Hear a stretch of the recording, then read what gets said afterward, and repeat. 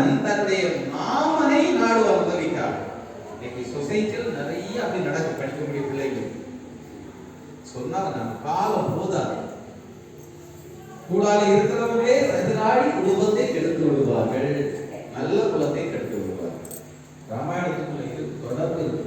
இன்னைக்கு அதான் சமுதாயத்தில் நடந்துச்சு.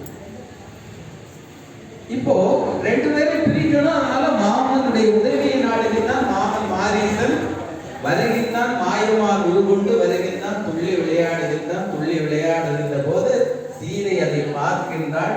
அந்த சீதை பார்த்த மாத்திரத்தில் கணவனிடத்தில் சொல்லுகின்றான், இந்த மான் எனக்கு வேண்டும். நமக்கும் அதுக்கு தொடர்பு இருக்கா இல்லையா? நமக்கு சில விஷயங்கள் எல்லாம் பாத்தீங்கன்னா செய்யக்கூடாதுன்னு சொல்லியாச்சு. நம்ம தகுதிக்கு மீறி உள்ள ஒரு செயலா இருந்தா கூட முழு லோன் எடுத்தாது அதை செய்தே ஆகும். அப்புறமா பாத்தீங்கன்னா அந்த லோன் அடைக்கிறதுக்கு எதை செய்யணுமோ அதை கொண்டு முத்தூட்டில் கொண்டு வைப்போம். அப்புறம் முத்தூட்டில் கொஞ்ச நாள் கழிச்சு லேலத்துக்கு நோட்டீஸ் வரும், பழையபடி லோன் எடுப்போம். அப்புறம் அந்த லோனை கட்டுறதுக்கு இருக்கிறத விற்போம்.